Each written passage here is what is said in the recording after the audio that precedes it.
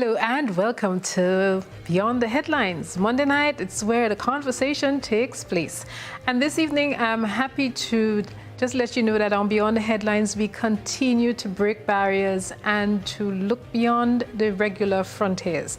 This evening, we'd have a little different format. Normally, I would be your single host. Tonight, we have co-hosts, and I'm happy to present them. Our panelists are two distinguished Grenadians. They are based in the United States, but they will be introduced by our co-hosts this evening. So for our co-hosts, we have Milton Walker out of Jamaica. He's trying to sort out his video link. His audio is loud and clear. Milton, just say good night so people know you're there with us, just trying to work on that video issue. Good evening, everyone. Right. So I hope people want to see your handsome face in the place, so come work on that video, right? We have Marcus Williams. He's a Grenadian based in Kingston, Jamaica. Marcus, it's great to have you. Hello, everybody. In the BPI, we have the man from Montserrat, Mr. Keith Stone Greaves. Keith. Very good evening to all. Right, and then we have Tricia Campbell. Those of you who would know Tricia as Tricia Rubin. She is a former employee producer at the Grenada Broadcasting Network, and now she's making waves working in the education sector in Miami. So what is going to happen this evening? You notice that there are two people who have not been introduced because the distinguished pleasure is mine to hand over to Nikita Campbell, Tricia Campbell, who will introduce one of our panelists, and then we throw to the other two to introduce the others. So Tricia, it's all over to you. Well, thank you, Odette, and thank you for having me this evening. It is my pleasure to introduce Kizzy Belfon Louison. She's an epidemiologist and senior research analyst in the Center for Health Equity at the New York City Department of Health. In her role, she leads surveillance, research, and evaluation of the New York City neighborhood birth outcomes, with a focus on improving equity in maternal health. During the COVID-19 pandemic response, Kizzy has led several research projects and most recently served as vaccination lead at one of the health department sites. Kizzy has worked for the New York City Health Department for over 6 years, providing data and analytical support to anti-gun violence, HIV prevention, and HIV/HCV micro-elimination initiatives. She holds an MPH in epidemiology and biostatistics from the SUNY Downstate School of Public Health, and a Bachelor of Science in Biology from New York University. Welcome, Kizzy. Thank you, Tricia. I'm so happy to be here. Good night, everyone. Good night to all the panelists. Good night to the audience. Thank you for having me. Great. Thank you. That bio sounded like belonging to someone who's been in the world for a very long time, but I see somebody looking like a teenager on the screen. Kizzy, and you want to make it clear that you're Grenadian. Looks can be deceiving. And you want to make it clear that you're Grenadian. Born and raised. Great. And so we toss now to the Honorable Keith Stone Greaves, who will introduce our distinguished expert on the panel. Thank you very much, Odette. The Honorable, I'll pass on that one. I'm happy to introduce Keith, look up and tonight. Keith, let me just ask you to look up and tilt your laptop because you're disappearing in the shot. Yeah, okay, that's better. Right, should be for now. All right, I'm happy to introduce this evening a distinguished Grenadian from St. Patrick. Yes, a medical practitioner, obstetrician and gynecologist, Dr. Barbara Gordon. She is in New York. She completed her medical degree at New York Medical College. Her internship was done at the Metropolitan Hospital. She was also the chief resident at the University of New Mexico. Dr. Barbara Gordon is a community activist and has served many organizations, including the Grenada Independence Planning Committee in New York, in raising funds for healthcare in Grenada. And she organizes, or is one of the organizers, I should say, of the annual fundraising walkathon, resident at the own practice in New York. Again, it's mine to introduce Dr. Barbara Gordon. Good night. Welcome, Dr. Gordon. Good night. Good night to everyone. Thank you for having me. And like he said, I've been in private practice for over 23 years, solo practitioner for the past 13 years. It's nice to be here with you. I hope that I will be of some help to you as the evening go along. Thank you very kindly. Right, and Dr. Gordon, I'm sure you want to give a shout out to your village in St. Patrick? Yes, Mades. So Mades is in the house this evening. So we're proud to have two Grenadians with us, introduced thus far. And we have, we know we say sometimes the non-resident High Commissioner. We have a non-resident, non-in-house panelist who we'll be hearing from through video inserts. I toss now to Marcus Williams to introduce that person. Thank you, Odette. Well, we heard from Dr. Mayana Charles yesterday in a national conversation about COVID-19, and she was debunking some of the myths associated with COVID-19. Dr. Charles is attached to the Ministry of Health, where she assists Chief Medical Health with the COVID-19 response, among some other public health matters. She is a clinical preceptor and part-time demonstrator at the St. George's University. She's eminently qualified to speak on this issue because she holds a master in public health, researches on occupational anti-neoplastic drugs among healthcare workers, and reducing gaps in the cascades of care for diabetes and hypertension. And we will hear from Dr. Thank you so much for that intro, Marcus. And just to let you know that probably you're monitoring on another device, or you have another device with the stream on now, so we're getting a feedback. So our producer, yes, is Marcus or no? Right, so somebody has a monitoring device on and it's coming over the feed. So let's just work on those things. So Milton. Yes, I'm here. Milton, are you monitoring your news? I know how we news people could be trying to multitask. Are you the one monitoring your newscast? Guilty? Oh, my newscast is on in the background. Yes, sorry. Yes, thank you. Thank you, Milton. Right, Milton is usually very busy at this time, and being a news producer myself, I understand how that is. So, Milton, we're tossing to you to get the first question in because we know you have to leave us soon. So, Milton, the first question is over to you. Okay. Good evening, everyone. I'm so happy to be on GBN this evening. We here in Jamaica, you know, we've been having our own challenges, just like the rest of the Caribbean. And the issue of the vaccine sourcing has been a huge one for us in the Caribbean. And I heard the US press secretary say today that there are about 60 million doses of the AstraZeneca vaccine, which the Biden administration will make available in the coming weeks and months as soon as they are approved. Because you all will recall the AstraZeneca vaccine is not yet approved in the United States. They've been using Pfizer, Johnson & Johnson, and Moderna.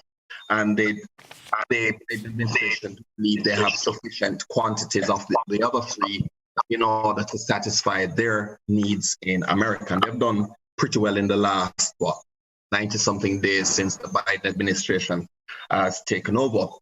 But we're also very concerned about what's happening in India. India is one of the largest producers of vaccines in the world, and the pictures coming out of New Delhi and other states is just simply harrowing. And each day that India is in this crisis is not good news for us in the Caribbean, because most of the vaccines that we are a large number of them that we have received, certainly in Jamaica, and I think for most of the Caribbean territories, have come from India, the generosity of India. So we are all concerned about that. I know, for example, we got 55,200 doses today. We've also given 135,000 per shot to members of the population. The health minister said they had 11,000 doses left, and those are being done with appointments for over 60s and I think persons over 50 with underlying conditions. So Milton, I think Milton, one of the things that people have been concerned about, I think Jamaica has a good uptake, and we want to pose some questions to the panelists. So sure. let me just probably get Tricia to jump in, and then you can then decide who you're throwing your question to. So Tricia, the first question, second question of the night belongs to you. Okay, so health officials are saying that we should get any COVID-19 vaccine that is available. But with what had occurred with Johnson vaccine, for example, the red blood clots, do you think that most people will take that particular vaccine or take vaccine at all? And that question is for? It could be either Kizzy or... Okay. So Kizzy, you want to jump in on that first? Yeah, sure. I can start. Yeah, I think, with the pause with Johnson & Johnson, it would be remiss for any one of us in public health to not expect that, there would be repercussions in terms of people's confidence in the vaccines, or in particular, the Johnson & Johnson vaccine. I think it's important, though, once we have platforms to emphasize the facts around the Johnson & Johnson pause, the usage has been resumed as of Friday. And I'm sorry, I don't know if y'all are hearing me clearly because I'm hearing some feedback. Yeah. Okay. Awesome. Yes. So, there's now going to be a warning on the label that there comes a side effect of very rare clots. And these clots are extremely rare. And the Johnson & Johnson vaccine remains safe and effective, and all the benefits seem to outweigh the risk of those clots. And I think we've seen similar with the AstraZeneca vaccine, with the risk of rare clots as well. And a number of countries have reviewed the data. And I think, what we've seen is that for all of the review, there are a couple of things. So one, it's extremely rare, which I keep saying because I want that to be emphasized. But two, there isn't enough data to definitively say that the vaccines are what are causing the clot. But obviously, we want to be as precautious as possible. And the last thing I would say on this, to anyone who is sort of like reticent to take the vaccine because of these pauses, because of these like data reviews, is that I think instead of being cautious, what we should feel is a little bit of comfort, knowing that the safety mechanisms are working in the way that they should be working, right? That these monitoring bodies are doing their jobs, and they're doing their jobs well, and they're taking the safety of the people who are taking the vaccines very seriously, and they want to make sure that they're reviewing data as they come in. So I am personally comforted by that, and I think, that's probably the focus here, that one, they're rare, and two, that, the safety and monitoring of these vaccines are working in the way that they should, which is why we're taking the time to do this review. Just a follow up to that question. So do you think that the known and potential benefits outweigh the known and potential risks? So do you think it is safe to say? Yes, definitely. I mean, the rarity of these clots that we've seen with both Johnson & Johnson and AstraZeneca are even more so than like what you would call like the baseline expectation of clots in the population. On top of that, with COVID-19, folks that are infected with COVID-19 have a 20 to 30% risk of blood clots, right? So, all of these things come into play in weighing like what are the benefits of the vaccination versus the risk. Frankly, we would probably vaccinate twice of Grenada's population before we even see a case of the blood clots, or even more than 2 times the population, based on the risk. Right. So Keith, I think you want a question popped now? Yes, certainly. I would like for Kizzy Belfon, the vaccines, we have Pfizer, Moderna, AstraZeneca, J&J, and I understand the Cubans currently working on several COVID-19 vaccination. The effectiveness Given the various variants, I would just like to hear Kizzy Belfon comment a bit more on this. The effectiveness of all these vaccines, given the various variants. Right. Yeah. I mean, I think what we've seen, because everyone's been focused on the numbers, right? Like Pfizer's 95% and Johnson & Johnson is 69%, I believe, right? And what we've seen, generally speaking, the vaccines do appear to be less effective against the variants. However, there has been really promising data in terms of efficacy. We're not seeing thus far a complete thwarting of the vaccine strength in the face of the variants. Even in the cases where they're less effective in causing an infection.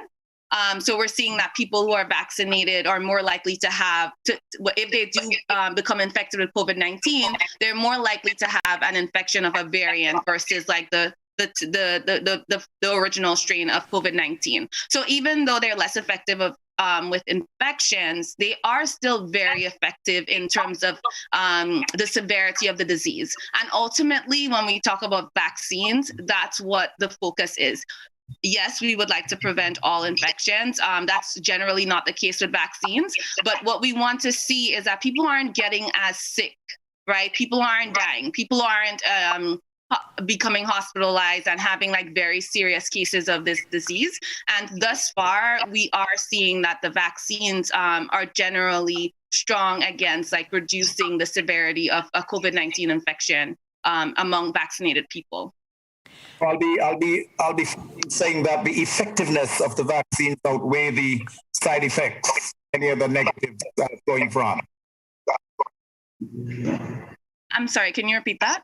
No, I was saying, so I just want to be clear that you're saying, interpreting correctly, that the effectiveness of the vaccines, that is, put another way, getting a jab in the arm is far more effective. It's better to take the jab than not to take it. But the effectiveness outweighs the other side effects.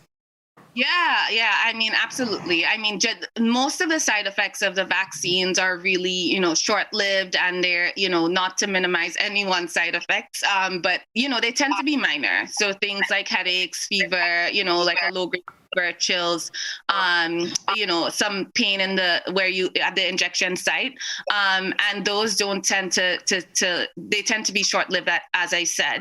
And then in very rare cases, you have more serious outcomes. Anaphylaxis is one of them, which is an allergic reaction to the vaccine. And that usually happens very soon after someone is vaccinated. So that's why we have an observation period at all of the vaccination sites. That's, across the board, whether in the US or in Grenada.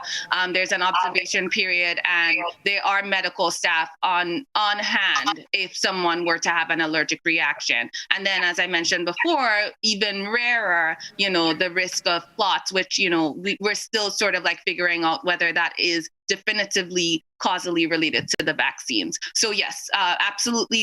In my opinion, the benefits outweigh the risks, because we have seen so many deaths from COVID, so many severe COVID cases.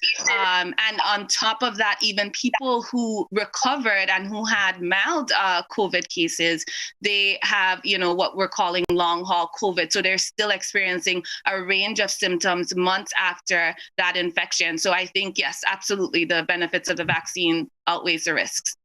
Thanks for your information. Right. If I could jump in, Dr. Gordon, Marcus, I'll come to you shortly.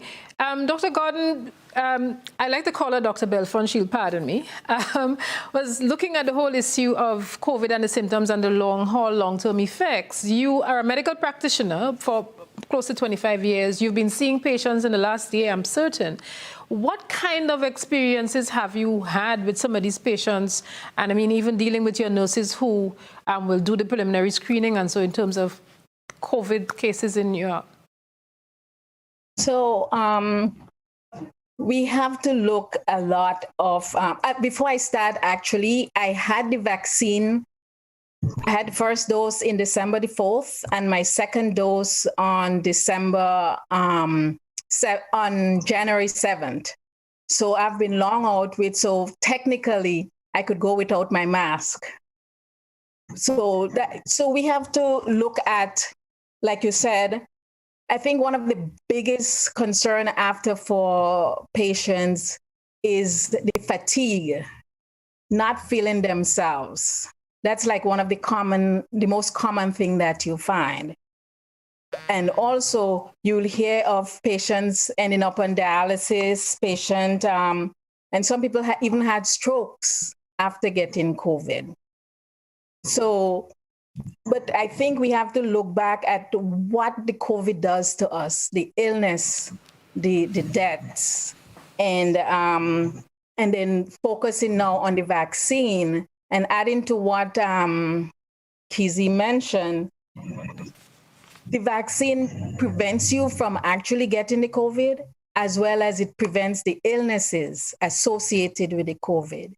So we have to look at COVID as this virus that we just don't want to get. So we have in the office, you have the nurses, the bus drivers, and the worst cases were when it started in March and April. And now we look at India, you see it peaks. So in Grenada, we really don't want to be in the condition that we're in. So the vaccine is the way to go. It's so important that not only just protecting yourself, but we have to look at the youths.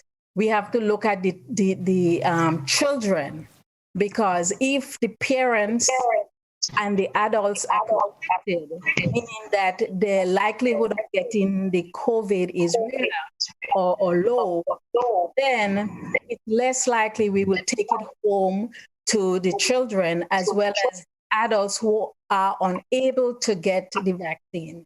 So many of us, we take the vaccine because of, my mom is 92 years old. Why am I going to go to work and come home with COVID? So many of us take it just because we want to be a community. It's not about me. All my family members took it.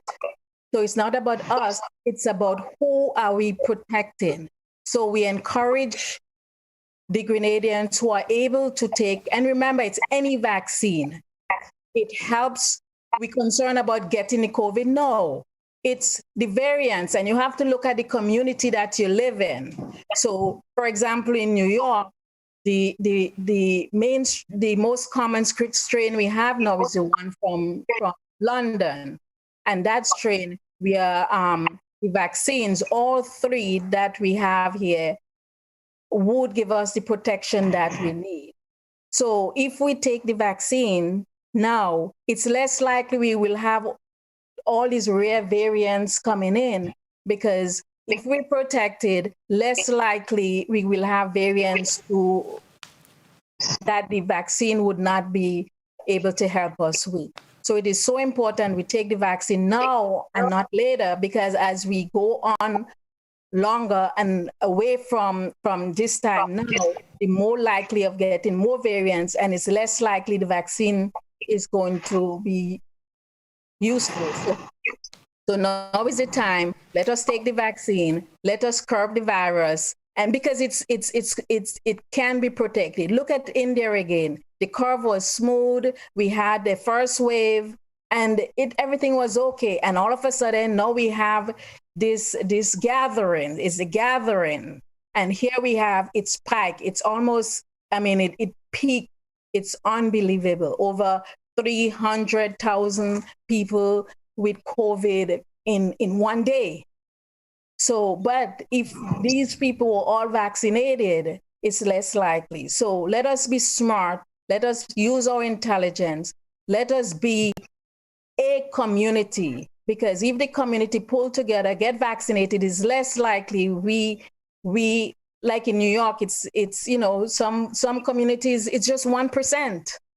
Other communities, it's 8-9%.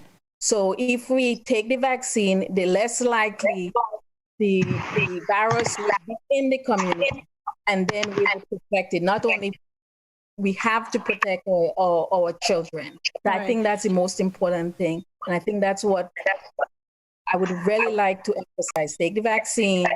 You know, for example, when I had mine, what is a sore arm? The second dose, I felt nothing.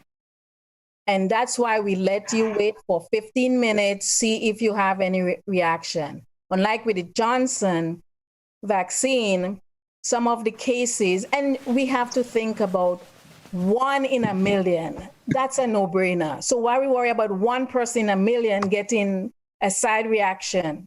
And then now we also know that with the clotting, we were treating the clots like a regular blood clot.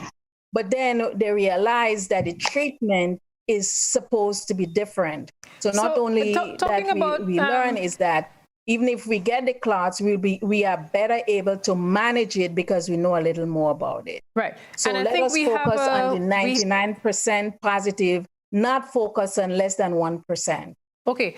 I see Milton is indicating that he has a question. Milton, go ahead. Yeah, I don't know what the situation is like in Grenada, but I suspect it possibly you could have some of that and elsewhere in the Caribbean. But we've been detecting a fair amount of vaccine hesitancy. And so far, from the times when I've gone to vaccination sites, when I've visited, when we had a vaccination blitz a couple weekends ago, the crowd or the group that was at, for example, the National Arena and elsewhere was pretty middle class in its outlook. And I am detecting, based on my interactions with members of the population from all different sources, that there is a lot of hesitancy among the working class, urban poor, and rural poor. And I wanted to know or get the views of others. How do we deal with that? Given that we as a region, we've not had a problem with vaccine hesitancy, because I mean, pretty much in the Caribbean, we have eliminated several deadly diseases over the last 4 or 5 decades because of our rigid immunization programs across the English-speaking Caribbean. Kizzy, you want to take that one? Yeah, sure, I can start. Yes, so the Caribbean has enjoyed for many years like a high vaccination rate, right? And more recently that has been changing, and especially with COVID-19. And I think all countries are experiencing, this fight against misinformation, disinformation on social media. I think it's really multi-pronged. I tend to ascribe to coming from a place of humility and really compassion, and trying to understand where folks are coming from. There are all kinds of different groups of people. I think a lot of people generally just want more information. And I think, there's a lot that's being shared. And unfortunately, those things are sensationalized. For instance, people always say the COVID vaccines were developed really quickly, and they were.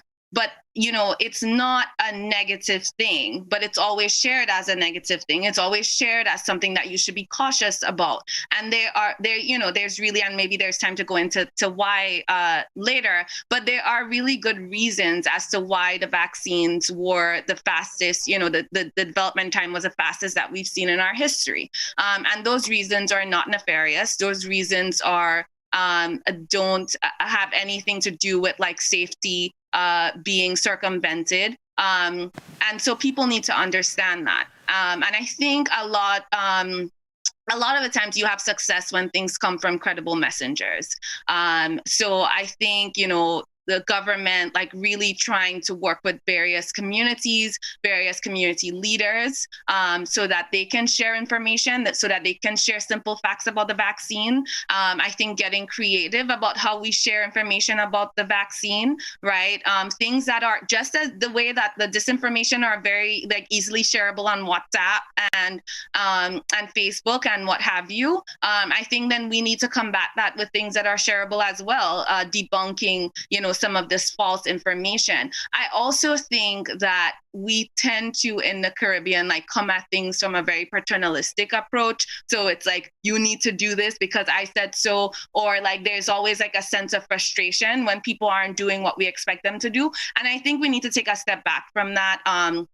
And sort of like give people the space to ruminate and really make considerations, because I suspect that most people, if presented with the facts and presented with the information that they're looking for, would be more amenable to taking the vaccine. There are some people that, you know, even in my own personal conversations with folks who, regardless of what you say, I can show them all the data and, you know, they won't change their mind. But I don't think that's a majority of people. So I think we have to get creative. But I also think that we shouldn't, you know, shame people for being hesitant. And I think that we shouldn't try to be too much of Big Brother, and try to figure out ways that we can be collaborative in improving vaccine uptake. Entertainment is a huge industry across the Caribbean. How about us using entertainers to help in that fight? Right. So important question there. Important question, and we'll get it after the break. We must take a commercial break. We should have taken it like 8 minutes ago. So hold on to that, and we'll be back. Beyond the Headlines tonight, we're having the vaccination debate. To stay with us.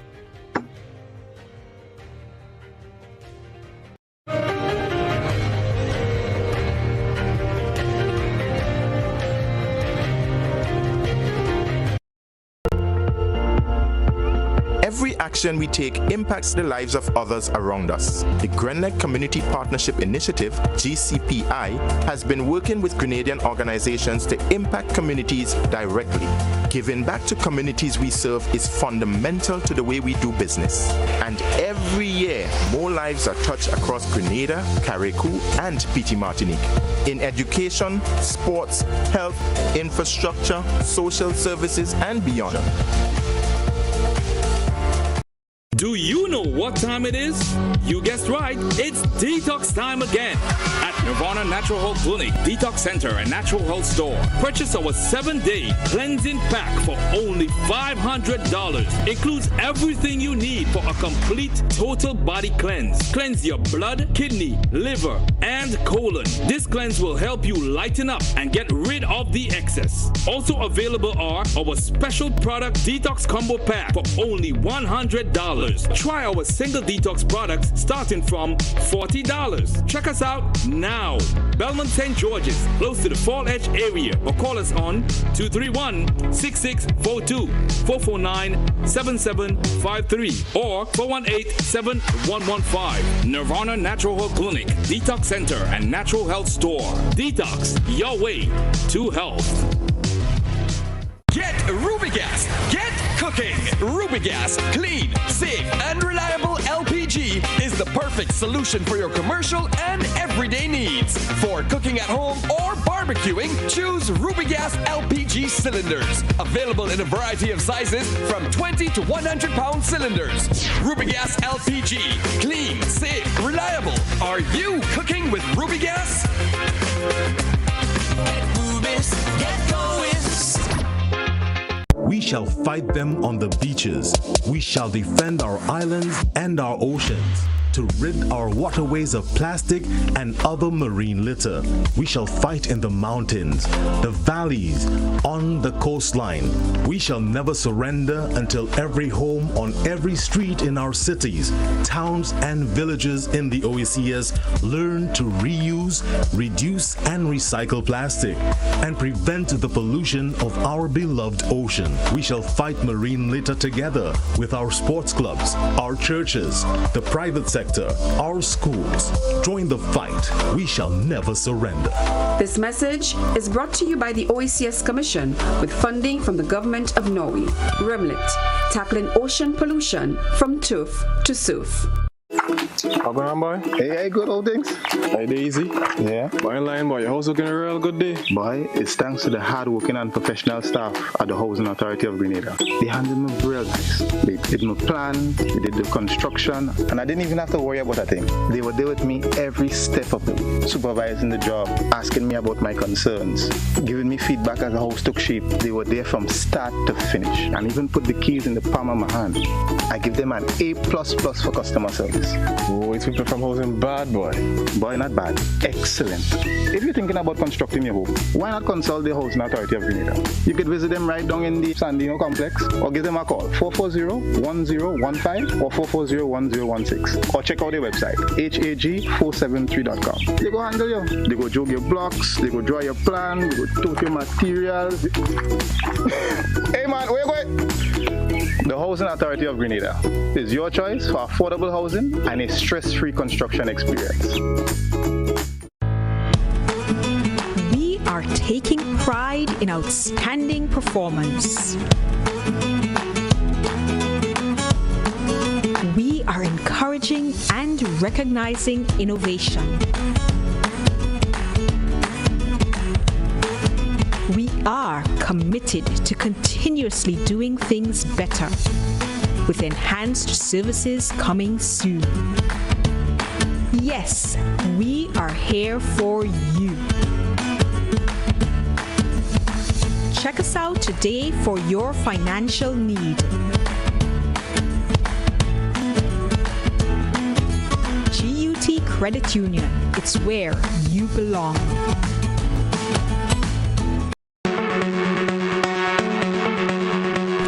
Valley Pharmacy offers both wholesale and retail pharmaceutical and over-the-counter products. We have the most competitive and affordable prices.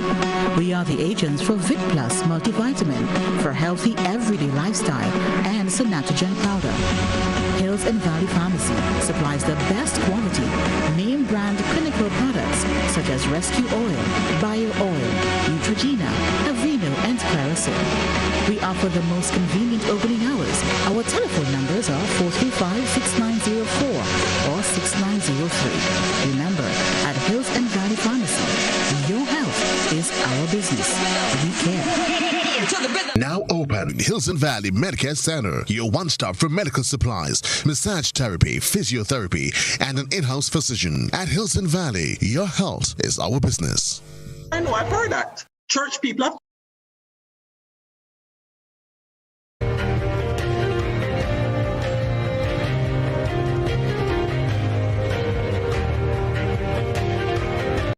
Welcome back to Beyond the Headlines. Tonight we are having the vaccination debate. Our two panelists this evening are experts, Kizzy Belfon and Dr. Barbara. And for now, I'm just getting a senior moment. Dr. Barbara Gordon, they're two Grenadians based in the United States. And we have co-hosts with us this evening, Milton Walker from Jamaica, Tricia Campbell out of Miami. Of course, she's Grenadian. And Mr. Keystone Greaves, he's a Monstration based in the BVI, and Marcus Williams. And before we went to break... Let me just correct you, Odette. Based in Anguilla. Based in Anguilla. Man, my geography kind of, anyway, what do I? He's based in Anguilla. Thanks for the correction. He bad for Anguillan people. So Marcus Williams is based in Kingston, Jamaica. Milton Walker is the head of news and current affairs at RGR. Milton, I know you wanted to take up a very critical issue which is at play in Jamaica right now, has to do with the church. Yes. So one of the other issues in terms of the vaccine hesitancy has to do with there is a clear religious component to it, where a lot of persons believe that the vaccine is part of this mark of the beast. It's mainly and predominantly found among evangelical church members, and not all of them, but a significant number of them. And they also believe that there is a plot involving Bill Gates of Microsoft to kill Black people. The former Prime Minister Bruce Golding dismissed that when he got vaccinated in March. So that is a clear problem among a particular segment of the population. And I don't know if Damien would be able to answer that question. how do you deal with that, and what's the basis of that position? Okay. Wow. Yes, I am aware of the misinformation that comes largely from the church. And we in the English-speaking Caribbean, I can speak to that because I've been to quite a number of them and lived in a few of them. We are largely religious. We're very religious, and we like to claim Christian statehood. And so the religious influence is great. And I would like to say that it comes largely from an ignorant set, but they're also the loudest set, and they wield a lot of influence. So you have a lot of things couched in the language of Holy Spirit would have revealed and God said, and then in apocalyptic theology, that this is part of the end times and the mark of the beast, because now the vaccine is being mandated. Yeah? So this is an all-out assault from the Antichrist, who is now trying to get everybody to take this vaccine that is supposedly the mark of the beast, so that you can buy or sell. There are those who say that the vaccine is produced from aborted babies. And these are religious leaders who yield a lot of influence. And that is why you can have very certified, highly certified people who, once under the influence of their religious leaders, can make some very erroneous statements. So it's well and good to talk about the efficacy of the vaccine. It's great to talk about how much the benefits outweigh the risk. But we have to look not just at what the myths are and the messaging behind those myths, but the source. Where is it coming from? The degree of influence these people have, and how we can mobilize the source to solve the problem of misinformation. But it's happening. My church is fortunately not one of the intellectually lazy churches. For those who are anti-science. Yeah, we sort of subscribe to the idea that all truth is God's truth. And so we need to inform our faith with critical thinking, with science, and with just basic common sense, grounding common sense. But what's the source, though? Because it is, as I said, predominantly more among the evangelical congregations. You're not seeing it in your more established congregation, even Protestants, Baptist, Methodist, and Anglican, and United Church, Presbyterian, and those ones. What's the basis in doctrine in the Bible for that? Mm-hmm. Right. There's no basis in Scripture, Milton. And that is why I said ignorant. And I'm not saying ignorant in a sense to be elitist. I'm saying ignorant in the sense of people who do not have a theological foundation or training. If you look at evangelical church traditions in Jamaica and perhaps even in Grenada, a lot of these denominations, their teaching come from within the denomination. So theological study is not academic rigor, right? Your denom teaches you something. Or you have a situation where somebody wakes up on Monday morning and decide that the Holy Spirit tell them to start a church. And they start a church because they're very charismatic and all of that. And you can wield a whole heap of superstitions and all of that because again, where we're coming from, we're of African descent, and we have a lot of those superstition in our tradition. So we build on that. They build on that, and they build on the fact that we're naturally a religious society, right? So theocracy. When I speak of the ignorance, I speak to it in the sense of we have a lot of untrained theological minds trying to speak theological truth and doing violence to Scripture, but not just that, doing violence to people who they're stewards over. You have a great and influential platform, and it should be used responsibly. And for all those who have been on social media prophesying and saying God told them is the mark of the beast, you are irresponsible and you are a liar. And if we were to live by the Bible, you are to be stoned. because you're a false prophet. Just saying.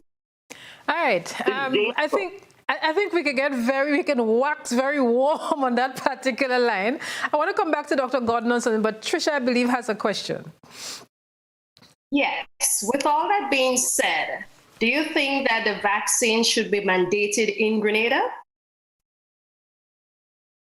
Dr. Gordon. So we have to understand that the vaccine is an emergency vaccine, and it still has to be approved, but it's approved for emergency.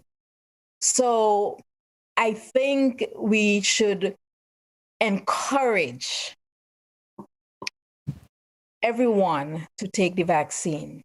And in my office, I have many people coming in, and then I always ask about the vaccine, and they would say, no, I'm not taking it. But when you ask why, you may hear, like the gentleman says, you have so much misinformation and disinformation. And then, so I think the important thing that needs to be done is education. So when I explain about the vaccine to them, most of them say they will take it. So we have to look at how are we going to educate the population or those who have misinformation, and how are we able to educate them in a simplistic way so that they would understand what it means to take the vaccine and how they will benefit from it.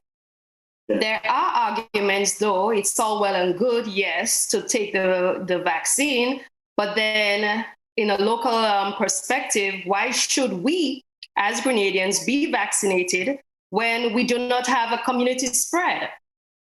But but you have to understand, Grenada, if we are contained, it's okay. But we have the visitors coming in, they bring it with them. You have the airplanes coming in, they will drop something off. They're coming with it. So yes, Grenada is as a bubble. Think of a bubble. Yeah. If we were in a bubble, it was okay, but we're not in a bubble. We from America, from Canada, from India, we are going to bring the virus for you. And we do not have the infrastructure. We do not have the oxygen. We do not have the resources. And I could give you one example. I had one patient who had the COVID, has been in the hospital on the respirator for 2 months. Wow. And it was in the middle of the pandemic. And the sad part, you look at you let the patient turn her back, and she had decubitus ulcer, stage 4. That is all the way down. She ended up having surgery. She had to do surgery to patch, to repair it. So it's not just not taking the vaccine. What is if we're not even going to talk? We hope that it doesn't have to reach to that stage whereby you're on a respirator for 2 months. We don't have that resources in Grenada. So we have to look at, we're not in a bubble. They're going to bring it for you. And if we are protected, we okay. So we have to look at it, and that's it. And then we need to understand. So we have to go down, it's grassroots. Man, let's take the vaccine, because you are taking it to protect the young ones. You are protecting it for the elderly. You are taking it for those who are unable, because you have people who have allergic reactions. They are unable to take it. So we have to work as a community, take the vaccine, so that in that way, we are doing it for each other. All right. So Keith, go ahead. We need to take a commercial break in like 3 minutes, so we need to keep this one short. But Keith, go ahead and toss the question. We need to keep it at 9:30 sharp. We need to take a commercial break. Keith, go ahead. No, I'm just in support of Dr. Gordon, because here in Anguilla, we had things relatively under control with 0 cases up until last Thursday. up to today, 5 days hence, we have some 52 positive cases in Anguilla, including 4 children. We have a cluster outbreak, which has caused certainly great amount of panic within our island community, particularly as it relates to children in our schools and teachers. So right now we're going through that bit of a patch in a small population of just about 14,000 persons with 52 positive cases. So I just wanted to add and reiterate and in full agreement with what Dr. Gordon just said. And if I could just add to that, because I think Dr. Gordon made really, really excellent points around like mandating the vaccine. I agree that's not the conversation we should be having now, and we should focus on education, and that we should, focus on getting Grenadians vaccinated, because while, in my opinion, the response or the management of COVID-19 in Grenada is pretty commendable. And, I think we should acknowledge the exceptional job done by the government of Grenada in collaboration with the people of Grenada, because it has not been easy on the people, living in Grenada, controlling this virus, right? But that has come with a great cost. Restricting our borders, businesses, some sectors were completely on hold. And so we really need to get back in full force, and the vaccine is our best bet. So I think on top of the benefits of the vaccine, like there's also, what we like to call the health department parallel pandemics. There are also the other impacts of COVID-19 besides the medical impacts, and we need to focus on that so that we can get our country back to where it was pre-COVID times. Okay. And I would just say quickly on it, one simple expression to that: Grenada is not an island. It isn't. You just like to open these can of worms when we're taking a commercial break. We're coming back to you for an explanation on that, Milton. This is Beyond the Headlines. We'll be right back after this commercial break.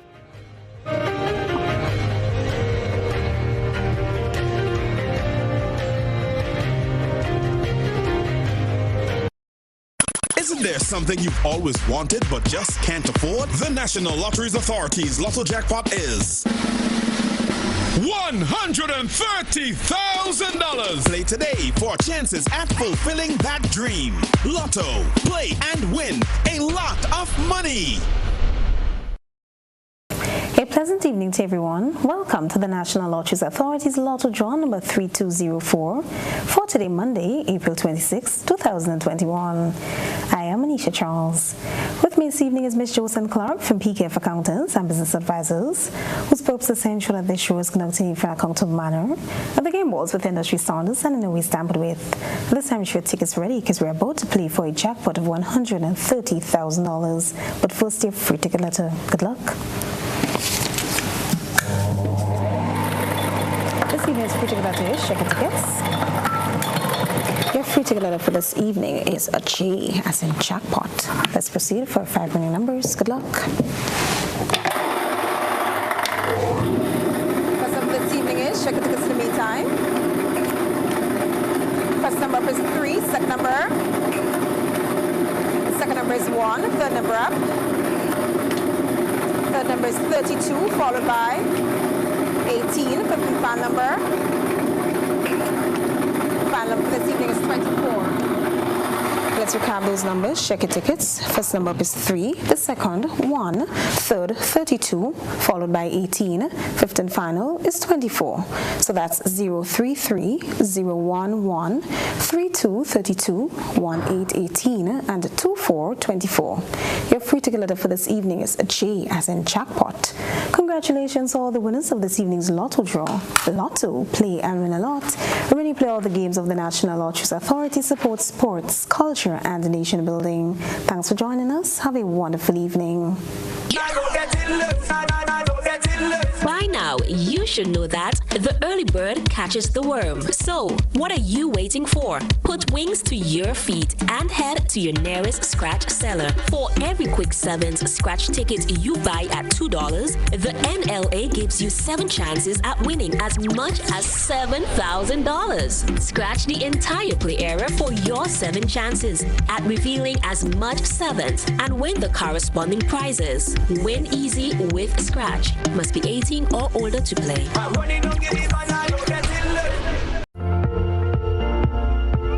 Every action we take impacts the lives of others around us. The Grenlec Community Partnership Initiative, GCPI, has been working with Grenadian organizations to impact communities directly. Giving back to communities we serve is fundamental to the way we do business. And every year, more lives are touched across Grenada, Carriacou, and PT Martinique. In education, sports, health, infrastructure, social services, and beyond. Total is one of the world's largest oil companies with a top quality line of lubricants. Total Lubricants has a full product line from passenger cars, motorcycle, heavy industrial equipment, mining, trucking, agriculture, and manufacturing machines and vehicles. Total Lubricants, winning championships in motorsports, including Formula One and World Rally Championships. Total Lubricants are available at all Rubis service stations, leading automotive shops, and distributed by Huggins. Do you know what time it is? You guessed right, it's detox time again at Nirvana Natural Health Clinic, Detox Center, and Natural Health Store. Purchase our 7-day cleansing pack for only $500. Includes everything you need for a complete total body cleanse. Cleanse your blood, kidney, liver, and colon. This cleanse will help you lighten up and get rid of the excess. Also available are our special product detox combo pack for only $100. Try our single detox products starting from $40. Check us out now. Belmont St. George's, close to the Fall Edge area, or call us on 231-6642, 449-7753, or 418-7115. Nirvana Natural Health Clinic, Detox Center, and Natural Health Store. Detox, your way to health.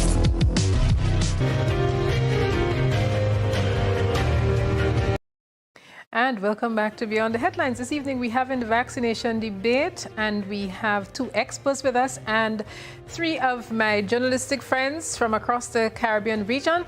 Milton Walker from Jamaica, he bowls these googlies. Milton, the island? No, what I mean is simple when I say Grenada is not an island, is that you are so, just like Jamaica, so interconnected with the region and the rest of the world.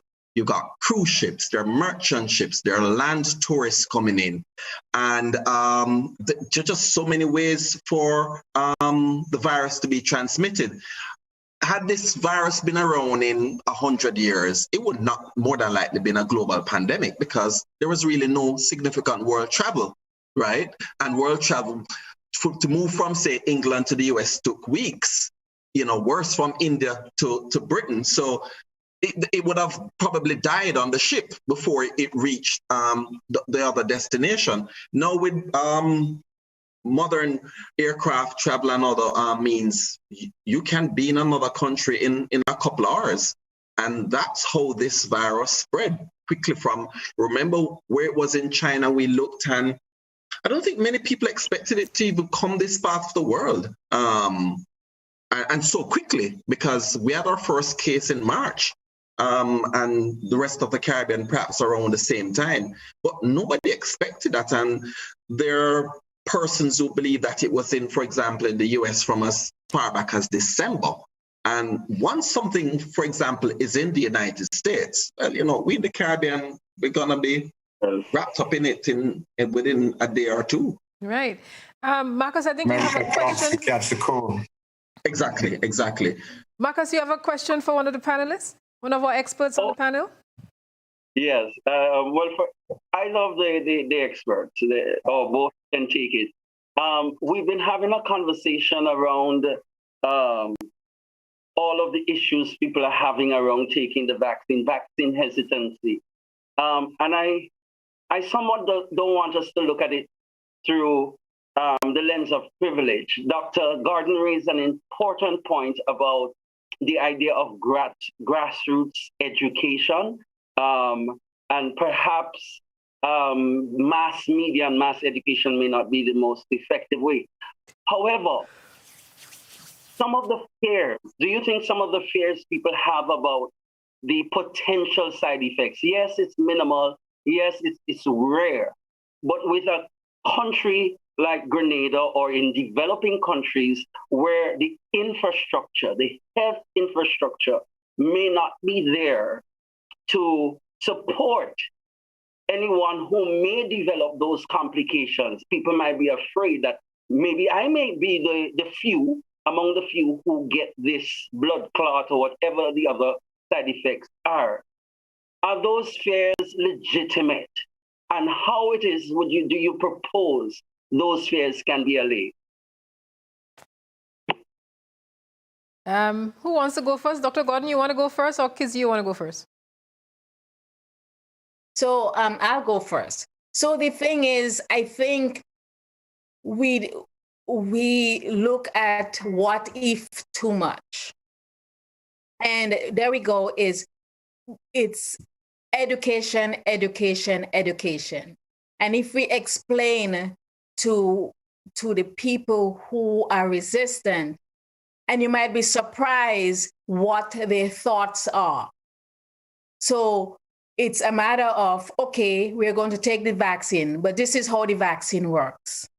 This is what it does to your body. Because a lot of the times they think that when you take the vaccine, it gets into your system and the vaccine itself is going to create the problem. No, we have to look at it at a more scientific approach. When you take the vaccine, it stimulates your immune response. And your body, it's what's going to create the antibodies to fight the COVID. So it's a matter of your body taking charge. It's not the vaccine that takes charge. It's just like you get an infection.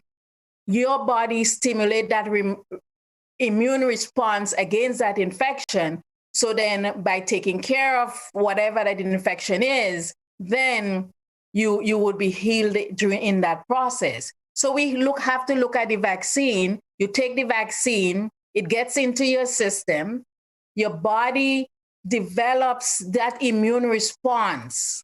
So once that response, the vaccine does not stay in your body. The vaccine gets disintegrated, it gone about its business. But then your body takes over. So if the virus get into your system, then if you get exposed to the virus, your body could say to that virus, no, your body is going to fight that virus from entering your body. So that's that prevention. Then the second thing is, even if you get exposed to a variant that this virus cannot, that the vaccine does not kill, but the response, your body's response is going to help you so that you could fight the virus and the virus would not overwhelm your system. Because what the COVID does, it overwhelms your system. It causes your mucus to get so thick that you cannot fight it. So you need that little information, you need the antibodies in your body to help you fight whatever, so that you would not get sick, you would not end up ill, you would be able to, whatever illness that you have, we as the community will be able, or the health system would be able to take care of the illness that you will get, even if you get the virus. Right. But the goal is to prevent you. It's all about prevention. Right. Thanks, Dr. Gordon. Dr. Belfon Louison, who I like to add the doctor in front of this. She has such a good... Not quite yet. But she has a distinguished bio. Let me ask you to jump in on that in like 2 minutes. But first, I think Marcus introduced Dr. Mariana Charles, who was part of the national conversation yesterday. And I think Dr. Gordon just talked about, the way it interacts with your system. Marcus, which insert would you like to cue at this time? Well, we have talked a lot about all of the myths, but I want us to speak specifically to that myth about the impact of the vaccine on our DNA in terms of mutation. Okay. I think she spoke to that. Right. So, Dr. Bayana Charles, I think the producer could help us with that. Let's take that and then we come back. Right. And let's get down to the brunt of the presentation, which is to address the misinformation that surrounds the COVID-19 vaccines. Now, one of the common ones I hear is that the vaccine will affect your DNA. Now, the vaccine does not affect your DNA. The vaccine does not enter the part of our body where our DNA is stored. Additionally, the vaccine just sends a message to your body to produce antibodies. Right? Once that message is delivered, your body gets rid of it, it destroys it, right? So there's no way it affects your DNA. If you already have COVID-19, you do not need to get a vaccine. Now, for persons who have COVID-19, you may develop natural antibodies, and you develop what we call natural protection or immunity. However, the vaccine does a much better job at providing protection to COVID-19 and developing immunity, right, from the virus that causes COVID-19. So even if you would have had COVID-19 in the past, persons are still advised to get the COVID-19 vaccine, right, because the vaccine does a much better job at building immunity. Right. Kizzy, you wanted to comment on the point that was being raised, and maybe you want to even speak to this. Yes. So in terms of whether the fear is valid, I think anyone's fear is always valid. I think that getting the vaccine is a personal decision. So people go through the entire process, and some people take longer to make that decision than others. But I do think that it's important to make clear, like, what the risk of the vaccines are, because I think, even, thinking of the question of, like, whether we have the healthcare resources, if someone were to have a side effect from the vaccine, we absolutely do. And I think the government has reinforced and emphasized that, right? So there are two main things that we've been seeing. So one is anaphylaxis, which we talked about before, which is having an allergic reaction, which can be dealt with at the vaccination site, because in the majority of cases, it does happen soon after the person is vaccinated. And then secondly, in the rare cases of a blood clot, my understanding is that the healthcare system in Grenada, they are aware of how to treat those clots, and those can be treated, and they're extremely rare. So I think, we in thinking about, well, what if, something happens if I take the vaccine, we have to kind of be clear on what the risk actually is and what the outcome actually is. And then weigh that against, the outcomes, the many outcomes of COVID-19. I think Dr. Gordon, rightfully said that it overwhelms our system. And that, to me, is what is scary in terms of the healthcare resources and infrastructure that we have in Grenada. Like, whether we can handle COVID-19, severe COVID-19 cases versus, whether we can handle the risks, the serious outcomes of the vaccine, which are very rare and which, have ways in which they can be managed. Great. Milton, you wanted to come in here, or Tricia? Tricia, you wanted to come in? Yes, sometimes I like to play devil's advocate and say certain things. For example, when we were kids, right, we were all lined up and we all got vaccination, measles, mumps, rubella, all lined up in school, getting vaccinated. So why now? We're doing as if it's new. Is it something new, vaccination? Didn't we go through something like that before? Just throwing that out there. Okay. Keith, I see you smiling. Yeah, Tricia asked a very, very, very important question there, and I think it deserves our attention.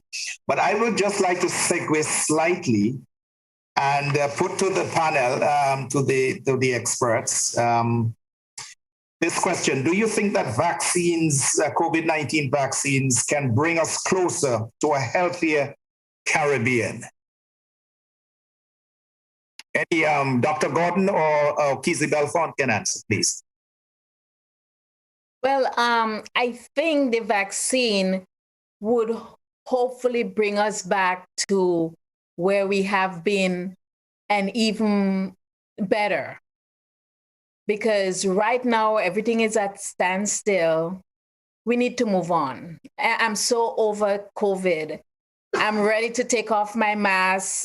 This is months out. So actually, sometimes in front of the patient, I said, listen, the only reason why I'm wearing a mask now, it's because of courtesy and respect. Because right now, I'm protected. I'm not going to get COVID. I'm not going to get sick from COVID. So guess what? Even there is a variant, at least I could fight it. So we need to move on. We need to get rid of this mask. We need to take our vaccine and then feel comfortable, because I'm comfortable with taking out my mask. Even this So then why, Dr. Gordon? Yes. So why then the CDC says that we do have to wear a mask even though we are fully vaccinated? Because guess what? We cannot. When we walk the street, how do you know who is vaccinated or not? How do you know? So then that's why we have to wear the mask right now.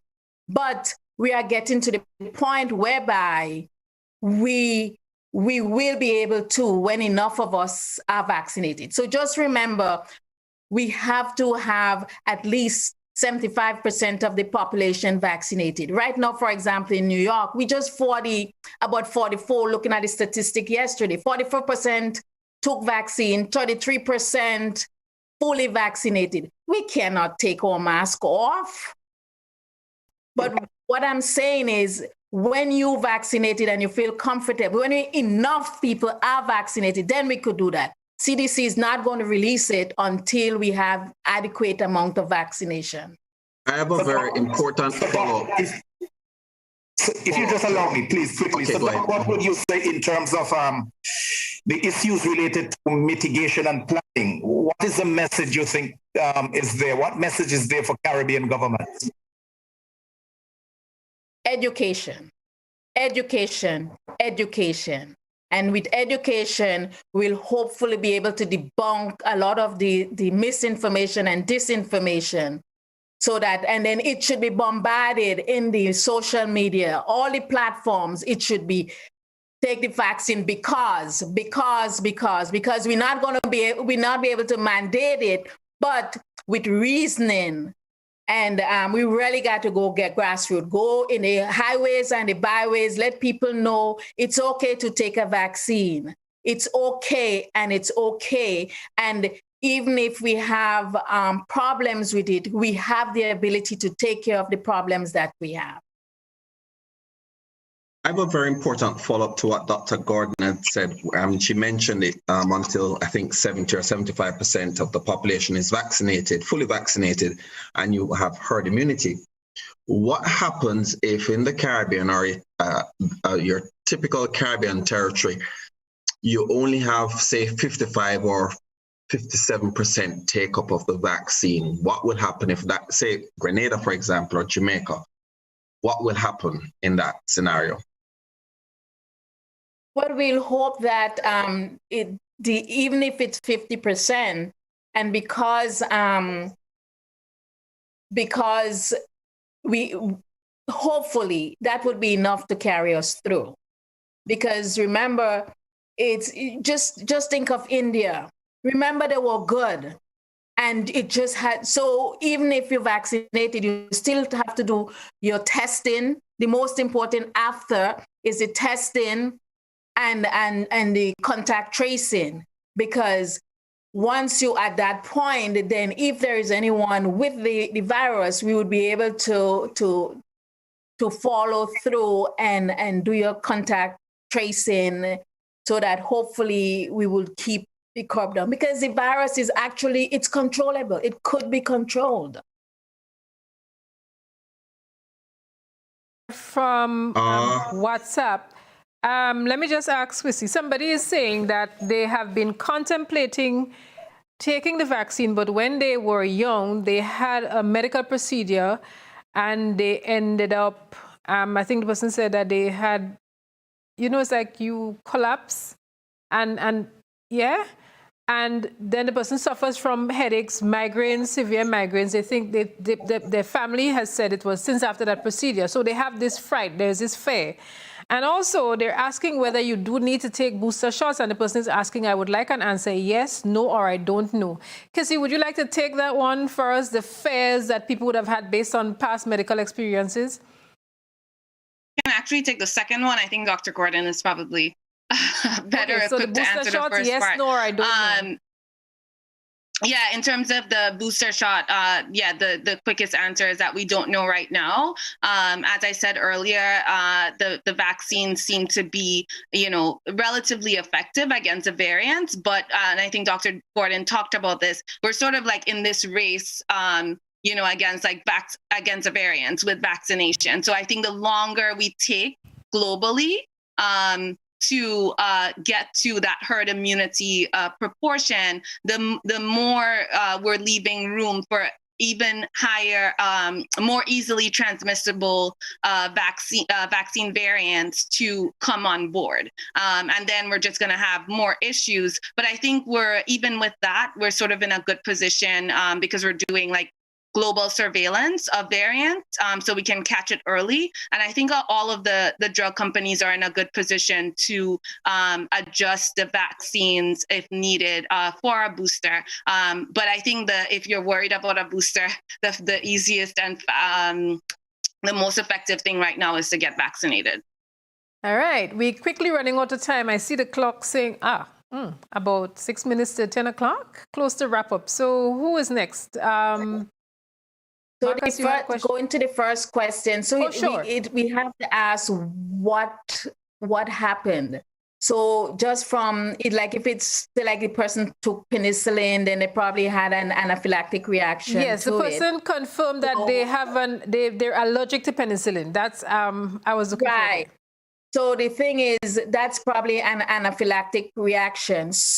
So that's what they have. That's why they have to wait for the 15 minutes, because if they have it, it could be taken care of. That's why EpiPen has to be around when you give those things, because the EpiPen will take care of that reaction. Actually, I had one friend who had that, and she even took the second vaccine, but she was prepped. She had some medicine prior to taking the second vaccine. So we have ways of taking care of people who have had anaphylactic reactions to vaccines or medicine.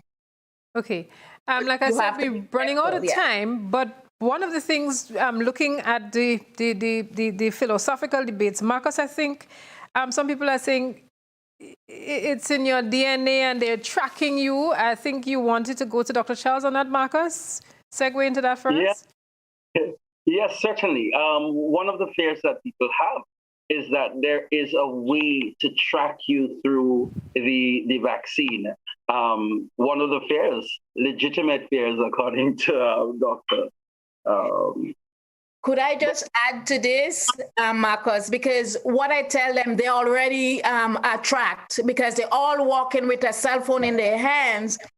They have already been tracked. So we don't need to put in the arm, because they have it in their hands. Posting their location everywhere.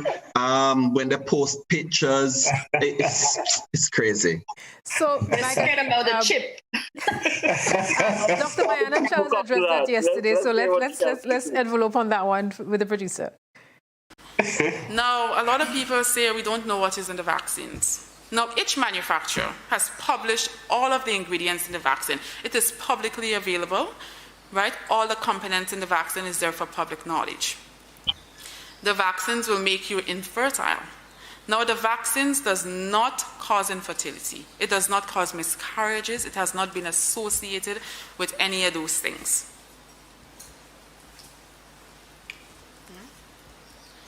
Now, many people like to say there is a tracking device in these vaccines.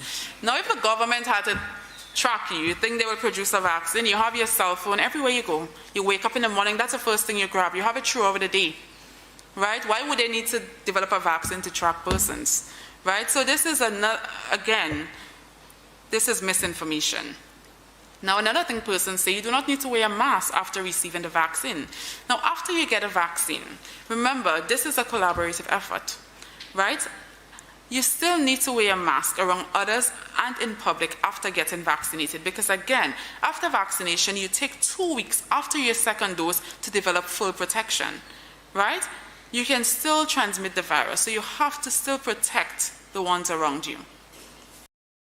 All right, so there we have it. I don't know who wants to jump in on this, or go to another question because we only have 4 minutes remaining. I wanted to ask about pregnant women. Can they get a COVID-19 vaccine? Are there any implications for them? Actually, remember, it was not the vaccine was not studied in pregnant women, but there are studies that have actually following some pregnant women to see how it works with them. So far, it's not. Pregnant women. Actually, I had a patient today who said she was vaccinated. So it's not the recommendation is not there yet, but I'm sure CDC will be coming out with some guidelines soon. Because actually, I think the recommendation is for pregnant. With some guidelines tomorrow. Yes, there should be guidelines soon. Mm-hmm. But so far, they're saying it has been safe, but no studies. So, we're still up in the air because it has not, and the companies will not do studies in pregnant women. So it would have to be on by faith type thing, Okay. Mm-hmm. And somebody's asking... quick question. Any idea why persons who older persons, and I'm talking over 60 to as high as 96, who have gotten the first dose of the vaccine, have had almost zero reactions and side effects. But persons below 50, 40, 30s, boy, they're having the first couple of days, they're almost out totally in pain, nausea, and like the vaccine, just when it's working in their system, they're having trouble dealing with it. I mean, after a couple of days, they're fine, and you don't see that with older folk. Why? I don't know. Like my mom took the first dose, she has had no problem. So then you all have to look at what you have to, remember these things are multifactorial and it varies. So, but more people do not have side effects than those who have. So I guess we have to focus on those who do well. Yes, some may have, but those are all side effects that are controllable. And if I could just add, one of the theories is that, with younger people, their immune system is a bit more robust. So they're having a stronger immune reaction to the vaccines, which is why you're getting like those side effects of like fever, chills, headaches, and things like that. It's their immune system just having a stronger reaction than what we would see in older folks. That's one of the theories. All right, and quickly, I have a question. Quickly, Kizzy, if I may, the vaccine passport a must in the COVID-19 era? Yeah, yeah, absolutely. And I think it should be, we need to be careful in how that's verified. I think it should be verified against state official records and not necessarily from a vaccination card, because we're seeing a lot of fraud in that area. But yeah, I absolutely think the vaccine passport is necessary. All right, and somebody's asking me, please, Ms. Campbell, find out if, in relation to blood clots, should heart patients be given the vaccine? What was that question? Whether heart patients, people who have heart conditions, whether they should take the vaccine. Oh, sure, because the COVID is going to quicker take you than the vaccine. Okay. And I think, if I could just... When we had COVID rampant, the number one was people with cardiac hypertension. That's number one when they did that study in New York. The second was diabetics, and the third was obesity. We're talking about people who actually died from COVID. Cardiac and hypertension, number one, diabetes, number two, and obesity, number three. And then there goes the other thing. So it's very important. If you have cardiac problems, I guess the most important, talk to your doctor, see what the problem is. You should be able to take the vaccine. All right. So we, on the nose of 10 o'clock, a minute after, we can carry on this discussion for another hour. Some people are like, whoa, Ms. Campbell, a whole hour and a half, 2 hours. And we have seen how the time has flown. So let me say a very special thank you to our 2 experts. Tricia, you just want to quickly thank our 2 experts. Yes, I want to thank Dr. Barbara Gordon. Thanks for gracing us with your presence. And I'm so happy that you're from St. Patrick's, my parish. I got to get that one in there. Also, thank you, Kizzy Belfon. Which part you're from? From Grenada? Yeah, I probably should have shouted out my home base, which is 4 Road in St. George's, from the beginning, since we're doing that. Great. Thank you for coming here to the program, and hopefully you'll come on again. Yes? Absolutely. Thank you for having me. Thank you so much. And to my media colleagues, Tricia Ruben Campbell, Mr. RJR. Milton Yeah, and let me Walker. say hi to my cousin Herma in Grenada. So wait, so you I'm not sure she's watching. You have some Grenadian family. Yeah, man. I'll not let you run away. Now that I know that you're caught, I would not let you run away from us anytime. Mr. Marcus Damian Williams, a former school teacher, now residing in Kingston, Jamaica. Always great to have you. And a stalwart in the industry. When I was a very little girl, I used to hear Keystone Greaves reporting from Montserrat. Keystone, it's so great to connect with you as an adult. I still see that black on the hair, but I don't think we'll be fooled. Since I was very little, I used to hear Keystone Greaves from radio and There's a lot of grey there now. Patches of grey there now, I may add. Great. So thank you so much, everybody, for making this the enriching experience that it has been. And I want to give a special shout out to Mr. Derek James, Grenada's Consul General in Canada, who helped hook us up with these distinguished experts with us this evening. We were supposed to have Dr. Roland Purcell. He signed up at just after 2 o'clock. His secretary says, sure, yes, he knows he's on tonight. He'll be with you. And then later in the afternoon, just after it was minutes to 5, he got called into emergency surgery. He's another distinguished Grenadian doctor serving in the United States, and unfortunately, he could not make it. We hope that that procedure went well, and we hope that his patient is recovering nicely. But we'd like to thank Dr. Gordon, who on the last minute decided that she was going to fill those huge shoes, and we really have benefited from her being on the program. Dr. Kizzy Belfon, Louison, we add in the handle in faith, in anticipation of what is to come. Thank you so much, everybody, and to all of our producers here at the GBN who really worked to make this possible. I'm Odette Campbell saying so long for now, and I'll see you again next week. And I'm certain that our co-hosts and panelists will be back with us. Do take care now.